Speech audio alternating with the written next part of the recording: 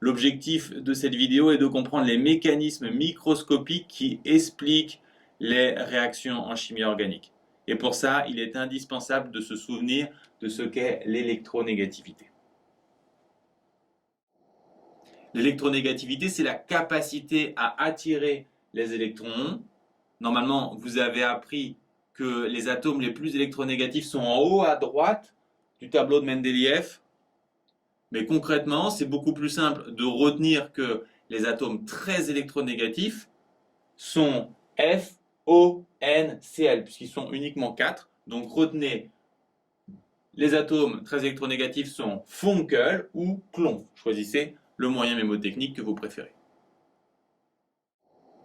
Dans cette molécule, le Cl est Funkel, il est très électronégatif. C'est donc lui qui attire les électrons. On pourrait donc représenter de cette façon cette molécule, mais les chimistes préfèrent indiquer le côté où les charges sont négatives avec un petit delta moins, l'autre côté étant noté delta plus.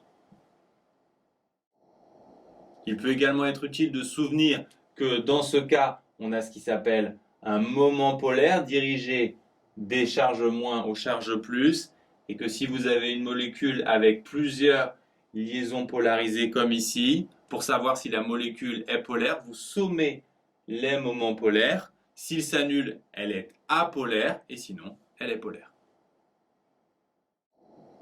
Concrètement, ce qu'on va vous demander dans ce chapitre sur les mécanismes réactionnels, c'est d'indiquer par des flèches les étapes d'une réaction en chimie organique. Il faut savoir que les flèches partent des sites donneurs vers les sites accepteurs d'électrons. Les sites donneurs sont des sites électriquement négatifs. Ce sont les atomes très électronégatifs, les fameux Funkel qu'on a vu tout à l'heure, mais également les liaisons multiples, les doublets non liants et les atomes porteurs de charges négatives. On peut s'apercevoir, quand on observe certaines molécules, que souvent, plusieurs caractéristiques sont regroupées. Ici, le haut, il est Funkel, donc très électronégatif. Il porte des doublets non liants et également une charge négative.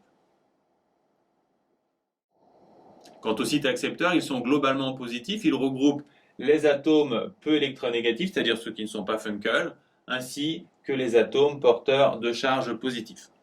On verra comment utiliser en pratique tout ça dans les vidéos d'exercices qui suivent.